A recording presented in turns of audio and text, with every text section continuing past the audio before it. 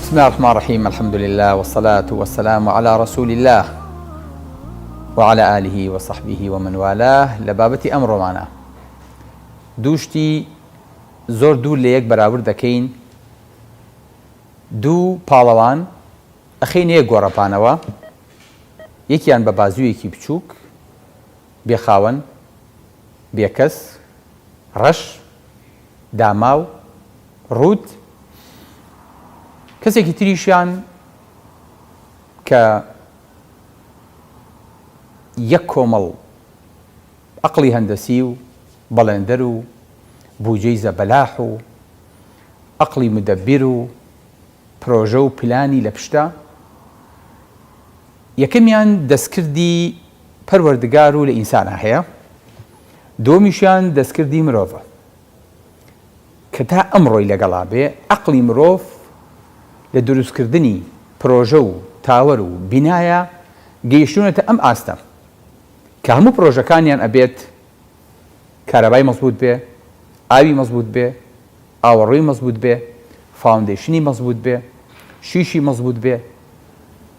شکل و شێوە و بۆیاخی مەزبوط بێ، سیکیوریتی و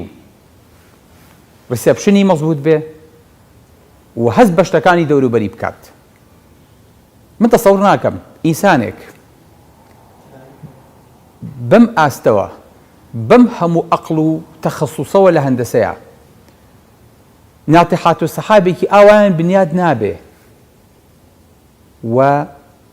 بتوانین هاوشێوەی ئەمە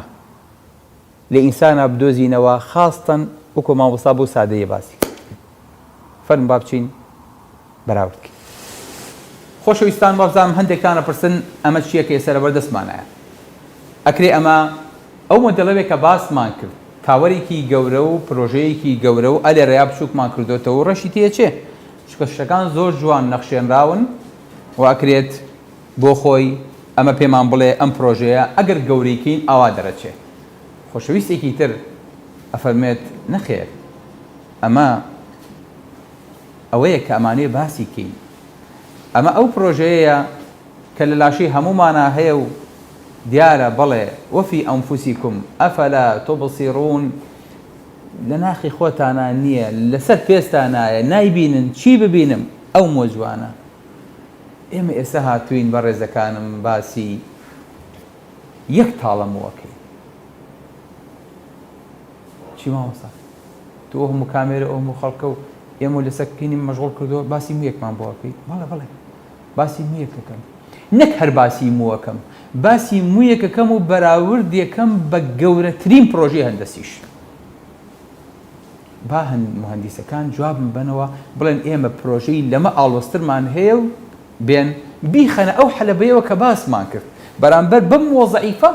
گەورەترین ناڵتیحاتی سەحاب و گەورەترین پرۆژەکانی دنیا بێنن بزانین لەگەڵ ئەمەیە چۆن بەرامبەر یەک دەرەچن. لە هەموو بەرەو ڕووبوونەوەیەکە مەفروزە کێشەکان بەرامبەر یەکتری بن، بەڵام ئێمە بە کێشی خەفیف دابەزین، با ئەوان بە کێشی تەقیل دابەزین. خۆشەویستەکەم، بۆ ئەم وەمان والێ گەورە بوو ئێستاگەر کاکتۆ شاخەوان عەزیەت کێشێ یەک بوومان باتێ کە لێرە دەرەکەوێت و ئیساکەنە جەنابیان عەزیەتە کێشن ئەیچێنەوە بۆ ئینسانێک دەستەکانە خۆش بێ زۆر جوانە. ئەمە ئیساکەنە یەک ڕەگی مومان لە بەردەسایە، دەستیان خۆش بێ ئەم تیمە هەڵەساون یەک مو دەربێنن ئەیبینن مووەکە بە کاملی لە ڕیشەوە دەرهاتووە. بۆچی ئەبێ ڕیشەکەی لەگەڵا بێ؟ چکە مووەکە بەبێ ڕیشەکەی ناژی. واتە ئەمە شتێک نییە لەسەر لەشی ئینسان ئاوا چێنرابێت و دانرابێ. ئەگەر نا ئینسان شتێکی زۆر قەباعەت دەرەچوو. هەموو لاشەی ئێمە ئەبوو بە شوێنی دەرزی، ئەبوو بە شوێنی مو، یاخود دەبوو بە شوێنی بۆیاخ و دواتر لەگەڵ هەموو دەستنوێژێکە ئاشۆرایەوە. چکە ئینسان جوانترین نەخشێکە خوای گەورە پێیدا بێ ئەوەیە کە فەرمێ لەقەد خەلەقنا الئینسانە فی ئەحسەنی تەقویم وەلەقەد صەوەرناکم، ئێوەمان تەسویر کردووە، جوانمان کردوون، ڕازانومانەتەوە. بەچی؟ بەو نەخش و نیگاری لەسەر ئینسان هەیە، بەم برۆیانە، بەم برژانانە، بەم ڕیش و سمێڵە، بەم قژە. یەکێ لە گەورەترین کێشەکان کە خوشکارمان تووشێ بن لە کاتێکا عیلاجی کیمیایی وەرەگرن، خوای گەورە هەمووتانی لێ بە دۆخا ئینشاء ئەڵڵا و لەم کاتی لەم کاتە مبارەکەیە دوعاەکەین کە تووشی نەخۆشی کیمیایی و تووشی بەرکەوتەی کیمیاوی نەبن، چکە یەکەم شت کە نەخۆشەکە پرسیارەکە خەمی گوچیلە و جگەر و دڵ و هیچ شوێنێکی نییە، ئەڵێ کاکتۆرجان ئێگەر کیمیایەکە وەرگرم قژم ناوەرێ چەند ساڵام قژە بەخێوەکە. ئەخر قژی ئافرەت زۆر جیاوازە، قژی ئافرەت تیرەکەی نیوەی قژی پیاوە، تەنانەت ژن و پیاو لەوەشا لێک ناچن. قژی ئافرەت ناسکە، دڵی زۆر پێی خۆشە وەکو پیاو نییە، بە کەیفی خۆی ئەیتاشێ ئەیهێڵێتەوە مشکلی نییە پیاو، بەڵام بۆ ئافرەت زۆر قەباحەتە. ئەم وە بەڕێزەکەم تۆ لە دەرەوە ئاوا ئەیبینیت بەڵام لە ناخەوان نییە. ئەم وەی کە تۆی بینیت ئازیزەکەی من ڕەگی هەیە، ڕیشکی هەیە و چۆ بە ناخە هەتا ئێرانە. هەرموو یەکە بینیت لە ژێرەوە کارگەیەکی عەفوەن کۆمەڵێک کارگەی لە ژێرایە، کارگەمان هەیە بەس مووەکە درێژەکا لەسەرەوە، لێرەوەی خاتە سەری، هیچ هەندەسەیەک نییە پایە لە خوارەوە داکوتێ و لە ژێرەوە بیخاتە سەری، ئیلا ئەبێ پایی لە ئەرزا داکوتێت و لەسەرەوە زیادیکە. نەخێر، پایی ئێمە لە خوارەوە زیاد دەبێت و ئەیاتە دەمی بەرز دەبێتەوە. عینەن دار، عینەن شەکەرە. ئەمە هەموو ڕۆژێک 0.35 ملیم درێژە بێ، هەموو مانگێک 1 سانتیم درێژە بێ، ئەچی بەلای حەلاق قشتە تاشی، ئەی هەڵیتەوە پیرۆزە بێ 12 سانتیم درێژە بێ، ئەی هەڵیتەوە زیاتر ماوەی چەند ساڵ 5 مەتر درێژە بێ. هەندێکەڵەن لەوانەیە بگاتە درێژی 1 حوت قژی ئیسا. بۆ ئیساکەنە منافەسەی لەسەری کە چێ درێژترین قژی هەبووە چۆتە ناو کتێبی گینسەوە. ئەمە یەکە ئەو معاملەیە کە لەسەر خۆ بەهادی ئەمە بۆ دروست دەکات و دواتر مووەکە کە کاتی بەسەر چوو مەرحەلەکەی خۆی کۆتایی پێهێنا، چۆن هەموو خاوەن تەلارێک حەزەکە تازەی کاتەوە بۆ یاخێکی کات و شتێکی تازە، لە وەڵا بە دوای 2 ساڵ دوای 6 ساڵ دەستێکی پیا بێنی، وەڵا پیاوەکە با ژووری میوانەکە بگۆڕین. ئەم وە دوای 2 ساڵ تا 6 ساڵ ئەگۆڕێ، ئەکسێتە حاڵەتی لە ئەنە جینەوە بێ بە کەتە جین، ئەپوکێتەوە پیرە بێ چی لێت ئەوەرێ ئەنجا موویەکی ترێتە شوێنەکەی، قەنەفەیەکی تر، بۆیاخێکی تر، تەعمیرێکی تر لەم وەیە. هەر موویەک ئەتوانێت 20 دانەجار تازە بێتەوە. هەر ڕەحمێکی دایکە ئەمە کە ئەتوانێت 20 دانە مناڵ، 10 دانە مناڵ، 5 دانە مناڵ دروست کات و ئەلەم ڕەحمەوە بێتە دەرەوە. بەڵام ئەگەر ئەمە نەما هیچ شوێنێکی تری لاشە نییە بتوانێت، هیچ شوێنێکی تر لەسەر دنیا نییە بتوانێت یەک مووی بەسیتە بۆ دروستکە. پاشان ئەم وەکەیەتە دەرەوە خۆشەویستەکەم لە دەرەوە بە کوتیکڵدا پۆشراوە. ئەو کوتیکڵە لای من و تۆ مادەیەکی زۆر بەنرخە بۆ چونکە هیچ فاکتەرێکی کیمیایی فیزیایی کاریگەری لەسەری نابێت، هیچ سەرماوگەرمایەک، هیچ ئاوێک، هیچ تیشکی خۆرێک ئەمە نابەزێنێ لەژێر ئەوە کوتیکڵمان هەیە. یعنی چییە؟ ئیماس ئەم وەش چینچینە بڵێ سبحان الله. ئەم وە بۆ خۆی خەتات فەرموو کە خۆشە چین و ماچین، کە ناچین لێرە خۆشە چینی ماچین، برۆت هەر چین و پەرچەم چین لەسەر چین، ئەمەندە چینە قوربان پێم بڵێ چین، بڵێ ئەمانەش پرچ و قژ و ئەمانە هەمی بۆ خۆی چینن، مووەکەش هەر بۆ خۆی چینە لە ناوە. الله ئەکبەر. ئەوە لە ناوە ئەو مەرحەلەی کە پێوتێ کۆرتێکس مادە ڕەشەکەی تایە، خامی تایە، خومی تایە. لە شوێ ئەم خومی بۆ دروستە کرێزانن؟ ئەم خومە مادەی میلانینە، بۆ یاخی ڕەشە. لە چ معمەلێکەوە چێ دروستی کردووە، چۆن یەتە ئێرە، چۆن ئەم وەحدەیە و ئەم کارگەیە بەس ئەم بۆیە خەڕەشە قەترانیە دروست دەکات و نەیاڵە پیری و پێوە دیار بێ نازانیت. بۆ ئەم هەموو ئەبێ کارگەیەکی تایبەت هەبێت، ئەوە خالقەکەی وا بڕیاری داوە. بەڵێ ئەم وەڕەشە بێت هەتا وەکو میلانین لە ئیشەکەی وەڵە تاوا من تەسلیم بوو میتر بەخوا تۆ منە ڕۆم خواحافیز، بەڵام تۆش پیر بووی ئاگە لە مۆسیفەکانە بێت، تۆش بەرەوە مردن و بەرەو لای من دەیت. ئەوە من مردم و من مردوو تۆ زین و ئاگات دەی بێ، لەبەرەوە مۆسیفەکانت هەموو جار ئیزار دەکەن و ئاگادار دەکەن کە من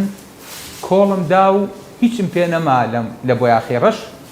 ئەنجایی تر تۆش سابی خۆ بکە. ئیزارێکەوە ئەمان ناتی ئەگەر لێ بێ ئەم وانە زۆر جار ئامۆژگەری کەرێکی زۆر چاک پێمانەڵێ ئەگەر لە خۆ بێ ئینەکە ستەمەوە ئەو مۆڕەش سپیانە و کەیتە ڕەشیتیانەماوە بۆ یاخەکە بەشی نەکرد و تەواو بوو ئەڵێ بۆ یاخمان بەشی ئەو نەپێ بوو بۆ چەنان اینجا وریا بە و ئەمە ئاخر قۆناغە ئیتر قۆناغێکی دوای سپی بۆ نەدنیە ئەبێ دڵ و لاشە و ئیمانت ئاوا سپی بێ ئەبێ ئاوا حازر بیت بەڵێ ئەم میلانینە لەم بۆ یاخە ڕەشەیە جوان دەکات و قۆز دەکات و گەنج دەکاتەوە دواتر هەر لەم وەیە بەڕێزەکانم ئەم چۆریە خوای گەورە دایناوە ئەم چۆریە بۆچی داناوە بۆی کە بەردەوام ئەم وە شێدار و تەڕ و نەرم بێ ئەگەر وانە بێ موو زبر ڕق وەکو تەلێکی لێیە بەسەری ئینسانەوە بەڵام خوای گەورە وای دروست کردووە نەرم ئەگەر نەرمیش نەبێ خۆمان چین زەیتی لێدی لەبەرەوە زەیتەکە ئەلێرە بۆی دروست بووە ڕۆژانە ئەم زەیتە بە بۆریەکە ئەکرێ بەسەر ئەم وەیە و لە پێستەکە وێتە دەرەوە بۆیە ئەگەر ماوەیە خۆ نەشوی پێستەکە و چی لێ دێ پێستەکە چەورە بێ هی ئەمەیە هی ئەم چەوریەیە کە لێرەوە دەرەدێت و ئەڕژێتە دەرەوە خۆشەویستەکەم هەر ئەمە بەڕێزەکەم نەخێر خۆشەویستەکانم ئەم وە ئەم ماسوولکەی پێوەیە چی؟ یعنی ماوەسەیمە کە برجێ دروست دەکەی بە زنجیر و بە سیم ڕای کێشین بۆی کە نەجوڵێ نەخێر ئەم وە خوای گەورە وای دروست کردووە ئاوا بتوانێت لار بێت و ئاوا بتوانێت تێکەڵ بێت و ئاوا بتوانێت شانە بکرێ بەڵام ماسوولەکەی لە ژێرەوەیە هەر کاتێک ترسێ ڕووی تێکردی ئەڵێ مووی سەرم هەمووی ڕاست بووە بەچی موو ڕاست بووە چی وای کردمووە کە بجوڵێ بۆ موو جوڵەی تایە بەڵێ موو ماسوولکی لە ژێرایە ماسوولکە ڕای کێشێ مۆکە ڕقە بێ کاتی ترسا لە کاتی سەرمایە لە کاتی ناڕەحەتیە مووی لاشە و هەمووی ڕاستە بێتەوە بۆ چکە ئەمە کاتی ترسە ئەی چۆن ئەزانێ ئەمە کاتی ترسە لەبەرەوەی کە هەموو ئەمانە دەماریان بۆچێ ماستۆ باشیەکی یعنی هەموو میوە دەماری کارەبای بۆچێ بەڵێ کارەبای بۆچێ هەموو مویە کارەبایەکی تایبەت بەخۆی بۆ ئەچێ کارەباکەش یەک نەوع نییە کارەبایەکیان پێڵێ و ماسوولکەیە بجوڵێنێ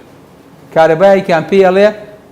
یەکێ دەستی لەسەر سەرداناوە و ئەیوە ڕاوبێنێ کارەبایە پێتەڵێ ئەمۆکە ڕاکێشن مێڵە بزانە و چیە قژە ڕاکێشێ چێ بزانە دەستی گروتە ڕیشتەوە هەڵاکە ئازار هەیە دانەیەکیان پێدەڵێ ئەو هەوا فێنکە چییە مۆکە تەشەکێتەوە تاکە شتێک کە هەستەوەەر بێ و لە مووانە بێت چییە چێزانی هەستی ئازارە لە مووەکەیە بۆ چکەگەر هەستی ئازارمان هەبواە لە مووە هیچ کاتێ نەمانەتوانی هیچ میوە ببڕین وەم هیچ کاتێک نەمانەتوانی بەبێ بەنجی عام بچینە هیچ سەرتاشخانەیەکەوە لەبەرەوەی خوای گەورە وای دروست کردووە ئەو مووە نابێ ئازاری تیا بێ بۆی کە هەموو شتێکی لەگەڵا بکرێ هەموو جوانکاریەکی تیا بکرێ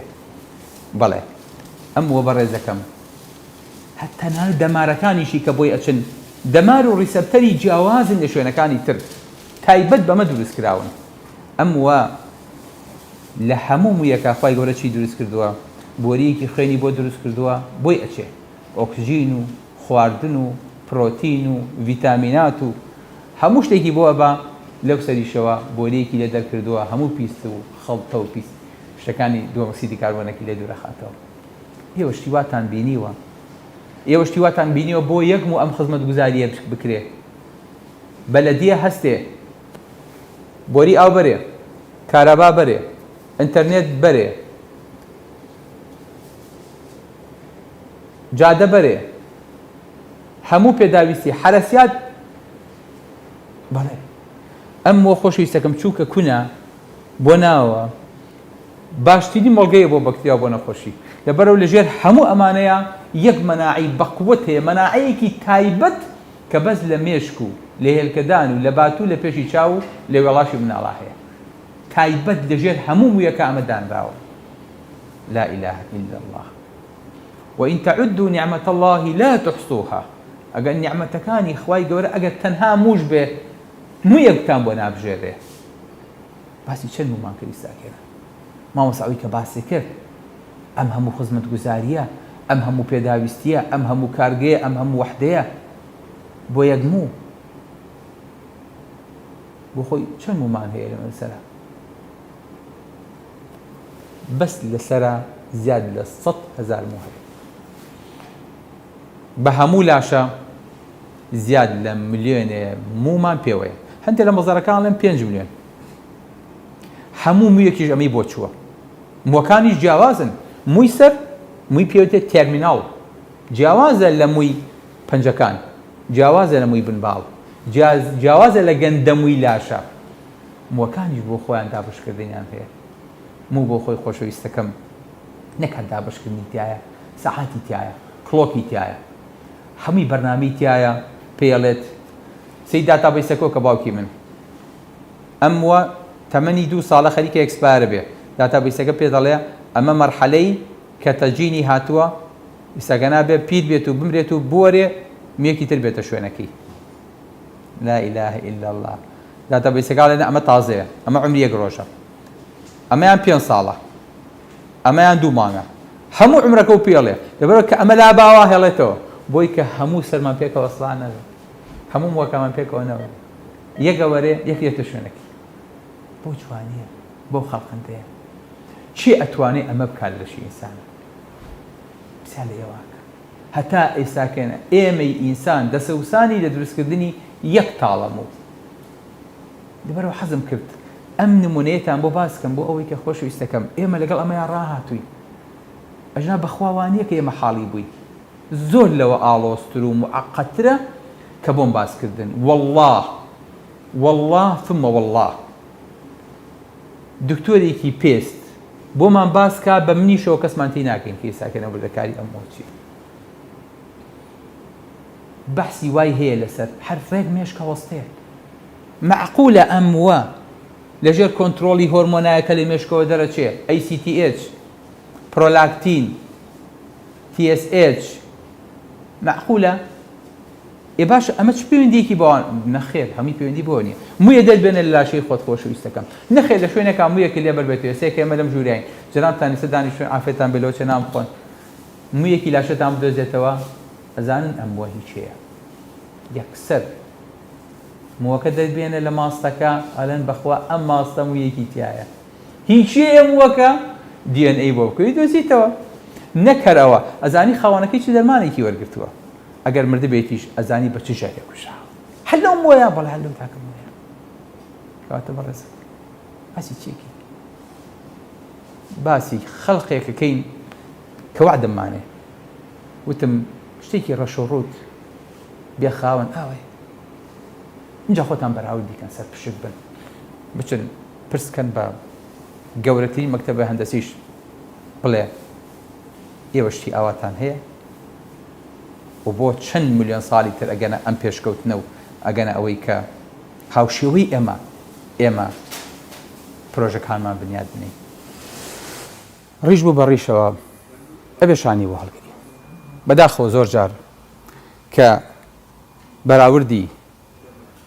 دەستکرد و دروستکراوەکانی ئینسان لەگەڵ دروستکراوەکانی خی گەورەیەکەین زۆر جار ڕیشەکان ئەبێ بەمایی تێکئاڵان و ناڕەحەتی کە پەروەردگار دروستی کردوون شانەکانی دەستی ئینسان ئەبن بە لێکەرەوە و چارەسەری کێشەکان لە کاتێکە ئەگەر سەیری شانەکان بکەین ئەو نە بە شێوەیەکی سادە و ساکات دروست کراون هەر لەسەر شێوەی مو هەر بۆ ڕێخستنی مو دروست بوون وەکو ئەوەی کە پێستێ لە ژێرەوە هەبێ بەڵام سەیری ئەو دروستکراوەکەن لەگەڵ ئەم دروستکراوەیە چەند جیاوازیان هەیە بەڵێ صنع الله الذي أتقن كل شيء ئەو دروستکەرەیە کە پەروەردگار دروستی کردووە و ئیتقانی تیا کردووە لە هەموو شتێکە بەراورد ناکرێ بە هیچ جۆرە دروستکراوێکی تر بە هیچ جۆرە هاوشەوەیەکی تر هەتا ڕۆژی قیامەت دروستکراوەکانی پەروەردگار بە بەرز و باڵایی ئەمێننەوە بەڵام ماوەتەوە ئێمە ئینسان تێبگەین لە مویەکەوە چی فێر بووین کوردی شەڵێ ئەو کەسە